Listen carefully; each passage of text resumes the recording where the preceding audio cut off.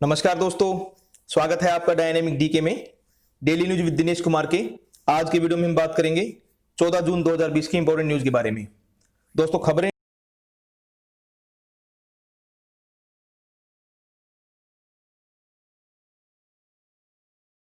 और तो इसको प्लीज सब्सक्राइब कर लीजिए।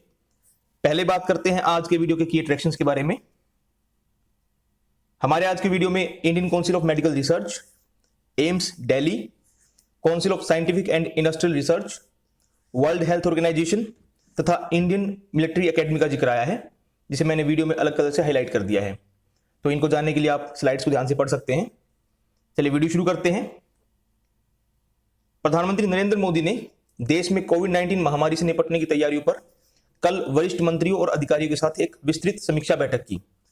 इस बैठक में महामारी से निपटने की नेशनल लेवल पर तैयारियों की समीक्षा की गई और विभिन्न राज्यों तथा दिल्ली समेत केंद्र शासित प्रदेशों की स्थिति का आकलन किया गया। इस बैठक में गृह मंत्री, स्वास्थ्य मंत्री, प्रधानमंत्री के जो प्रधान सचिव हैं वो, कैबिनेट सेक्रेटरी, हेल्थ सेक्रेटरी और आईसीएमआर के जो डायरेक्टर जनरल हैं उन समेत अधिकार प्राप्त समूहों के अधिकारियों ने भाग लिया। नीति आयोग के सदस्यों ने कहा कि कोरोना इन्फेक्शन के 2/3 मामले केवल 5 राज्यों में हैं।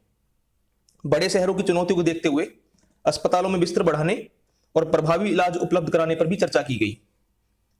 प्रधानमंत्री ने शहर और जिलावार अस्पतालों और आइसोलेशन बेड्स की आवश्यकता पर अधिकार प्राप्त समूह की सिफारिशों को संज्ञान में लिया और इस संबंध में स्वास्थ्य मंत्रालय के अधिकारियों को राज्यों और केंद्र शासित क्षेत्रों के साथ सलाह मशविरा करके आपात योजना बनाने के निर्देश दिए। श्री मोदी ने मानसून को देखते हुए उचित तैयारियां सुनिश्चित करने को कहा। प्रधानमंत्री ने सुझाव दिया कि दिल्ली में कोविड-19 के इन्फेक्शन के बढ़ते मामलों से निपटने के लिए एक व्यापक और समन्वित योजना बनाई जानी चाहिए। इसके लिए गृह मंत्री और स्वास्थ्य मंत्री को दिल्ली के उपराज्यपाल और मुख्यमंत्री की मौजूदगी में केंद्र तथा राज्य सरकार के अधिकारियों तथा दिल्ली के नगर निगमों के अधिकारियों के साथ आपात बैठक करनी चाहिए। प्रधानमंत्री ने कोविड-19 महामारी से को सफलतापूर्वक नियंत्रित करने के लिए कई राज्यों और जिलों के उल्लेखनीय कार्यों की सराहना भी की। बढ़ते हैं अगली खबर की ओर। हमारे गृह मंत्री अमित शाह राजधानी दिल्ली में कोविड-19 की स्थिति की समीक्षा के लिए उपराज्यपाल अनिल बैजल और मुख्यमंत्री अरविंद केजरीवाल के साथ आज नई दिल्ली में बैठक करेंगे। इस बैठक का आयोजन कोविड-19 के संक्रमण के मामलों में दिल्ली के तीसरे स्थान पर पहुंचने के बाद किया जा रहा है। केंद्रीय स्वास्थ्य मंत्री डॉक्टर हर्षवर्धन और राज्य आपदा प्रबंधन प्राधिकरण के सदस्य इस बैठक में भाग लेंगे। इसके अलावा एम्स दिल्ली के जो डायरेक्टर हैं डॉक्टर रणदीप गुलेरिया और अन्य सीनियर ऑफिसर जो होंगे वो भी बैठक में मौजूद रहेंगे। श्री शाह जो हैं वो बाद में आज शाम को ही दिल्ली के नगर निगमों के जो मेयर हैं उनके साथ भी बैठक करेंगे। बात करते हैं कोविड-19 पर अपडेट की। केंद्र सरकार ने कहा है कि देश भर में कोविड-19 से स्वस्थ होने वाले रोगियों की जो रेट है वो 49.94% हो चुकी है। अब तक 1,54,330 रोगी ठीक हुए हैं और पिछले 24 घंटों में 7,135 लोग इससे रिकवर हो चुके हैं। स्वास्थ्य और परिवार कल्याण मंत्रालय ने कहा है कि देश भर में पिछले 24 घंटों में कोविड-19 के 11,458 नए मामले सामने आए हैं, जिससे अब तक इस बीमारी से इन्फेक्टेड लोगों की कुल संख्या 3,08,993 हो गई है। पिछले 24 घंटों के दौरान 386 लोग इससे मरे हैं और इस तरह अब तक मरने वालों की कुल संख्या 8,884 हो चुकी है। भारत में कोविड-19 से जो डेथ रेट है वो 2.87% है। इस बीच आईसीएमआर ने कहा है कि पिछले 24 घंटों में देश में कुल 1,43,737 टेस्टिंग की गई हैं। इसमें हमारी पूरी कंट्री में 885 प्रयोगशालाएं काम कर रही हैं। बात करते हैं क्लिनिकल मैनेजमेंट प्रोटोकॉल की। हमारी स्वास्थ्य और परिवार कल्याण मंत्रालय ने कोविड-19 के इलाज के लिए नई गाइडलाइन जारी की हैं। उसमें कहा गया कि सूंघने और स्वाद की क्षमता खत्म होने को भी कोरोना वायरस के इन्फेक्शन के नए लक्षण में शामिल किया गया है। यानी कि अगर आप लॉस ऑफ स्मेल और लॉस ऑफ टेस्ट अगर ये विटनेस कर रहे हैं तो ये अपने आप में एक सिम्टम हो सकता है कोविड-19 का।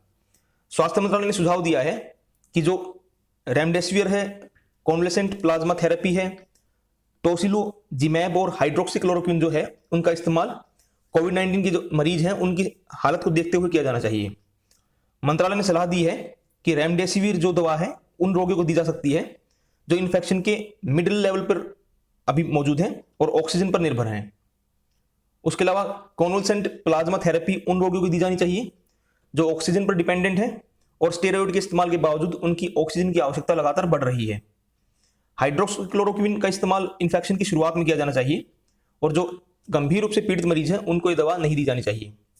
सामान्य तौर पर दवा देने से पहले मरीज की ईसीजी कराई जानी चाहिए। तो ये नई प्रोटोकॉल जारी की है। आगे बढ़ते हैं। स्वास्थ्य देखभाल संबंधी सामग्री की आपूर्ति के लिए एक पोर्टल आरोग्य पथ बनाया गया है जो कोविड-19 महामारी से प्रभावी तरीके से निपटने में विनिर्माताओं, डिस्ट्रीब्यूटर्स और जो कंज्यूमर्स हैं उनके लिए सहायक होगा। ये पोर्टल सप्लाई चेन में आ रही बाधाओं को दूर करने में मदद करेगा। इसका जो उद्देश्य है वो राष्ट्रीय स्तर पर देखभाल संबंधी सामग्री के संबंध में सूचना प्रबंधन और भविष्य की जरूरतों का आकलन करना है। इस पोर्टल पर स्वास्थ्य देखभाल संबंधी वस्तु की मांग और आपूर्ति की जानकारी उपलब्ध होगी और इससे अस्पतालों, प्रयोगशालाओं, शोध संस्थानों और चिकित्सा कॉलेजों और रोगियों को मदद मिलेगी। जो CSIR है उसने कहा है कि आने वाले वर्षों में आरोग्य पथ जो होगा वो स्वास्थ्य देखभाल की सूचना देने वाला प्रमुख केंद्र बनेगा। इससे उपभोक्ताओं और आपूर्तिकर्ताओं के बीच दूरी घटेगी और उचित दरों पर चिकित्सा उपकरण उपलब्ध हो सकेंगे।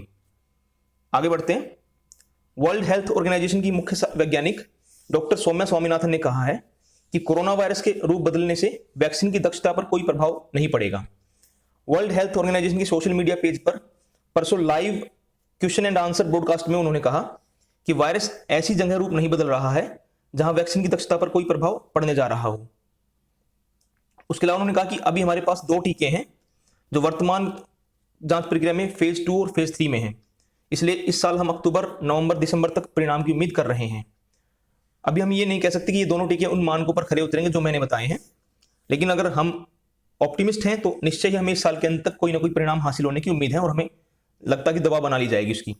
अच्छी बात यह है कि हमारे पास 8 से 10 लोग हैं जिन पर क्लिनिकल ट्रायल हो रहे हैं और ये इस साल का सबसे बड़ा ह्यूमन ट्रायल होगा। वर्ल्ड हेल्थ ऑर्गेनाइजेशन के अनुसार फिलहाल दुनिया भर में लगभग 200 वैक्सीन पर काम चल रहा है और इनमें से 10 का ह्यूमन ट्रायल हो रहा है। अमेरिका में 4, चीन में 5 और ब्रिटेन में 1 वैक्सीन का मनुष्यों पर परीक्षण किया जा रहा है। दुनिया भर में 126 वैक्सीन जो हैं वो प्री क्लिनिकल ट्रायल के दौर में हैं। बढ़ते हैं आज की लास्ट खबर की ओर। हमारे थल सेना अध्यक्ष जनरल मनोज मुकुंद नरवणे ने कहा है कि भारत चीन सीमा पर जो हालत है वो पूरी तरह नियंत्रण में है।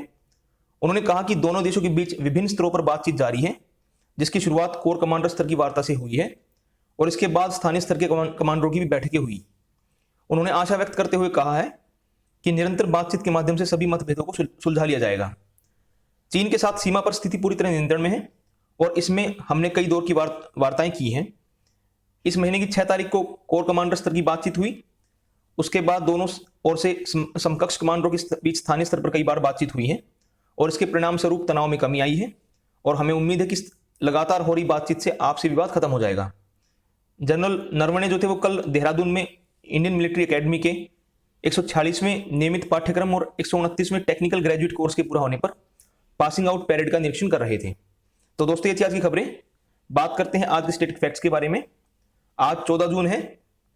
14 जून 1847 को जर्मनी के रॉबर्ट बंसेन ने प्रयोगशालाओं में सामान्यतः प्रयोग होने वाले बंसन बर्नर का आविष्कार किया था। यह बड़ा कॉमनली यूज होने वाला बर्नर है जो कि हम लेबोरेटरीज में देख सकते हैं। 14 जून 1913 को दक्षिण अफ्रीका की ब्रिटिश सरकार ने इमिग्रेशन एक्ट पारित किया जिससे एशियाई लोगों के प्रवेश और फ्री मूवमेंट पर बंदिशें लगा दी गई। इससे वहां महात्मा आंदोलन की शुरुआत हुई। तो ये गांधी जी का वहां पे एक शुरुआती आंदोलन रहा है।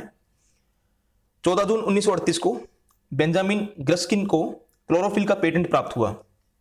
उसके अलावा 14 जून 1949 को अल्बर्ट सेकंड नामक जो बंदर था वो अंतरिक्ष जाने वाला पहला बंदर बना। 14 जून 2012 को स्टेम सेल की मदद से किया गया वर्ल्ड का पहला वीन ट्रांसप्लांट हुआ। ये ट्रांसप्लांट जो था वो स्वीडन के डॉक्टर्स द्वारा एक 10 साल की बच्ची पर किया गया था। उसके अलावा 14 जून 1534 को फेमस इंडियन सेंट प्रसिद्ध भारतीय संत श्री चैतन्य महाप्रभु की मृत्यु ओडिशा के पुरी में हुई। उसके अलावा 14 जून 1920 को जर्मन इकोनॉमिस्ट और सोशियोलॉजिस्ट जो है मैक्स वेबर उनकी डेथ हुई। 14 जून 1928 को अर्जेंटीना के फेमस मार्क्सवादी क्रांतिकारी चे गेवेरा का जन्म हुआ। चे गेवेरा एक बड़े फेमस रेवोल्यूशनरी रहे हैं। 14 जून को वर्ल्ड ब्लड डोनर डे मनाया जाता है और इसे मनाने की शुरुआत 2004 में हुई थी। ये ब्लड डोनेशन पर जागरूकता बढ़ाने के लिए मनाना शुरू किया गया था। तो दोस्तों ये थी आज की खबरें और स्टैटिक फैक्ट्स। मुझे उम्मीद है कि आपको वीडियो पसंद आया होगा। अगर आपको वीडियो पसंद आया तो उसको लाइक कीजिए।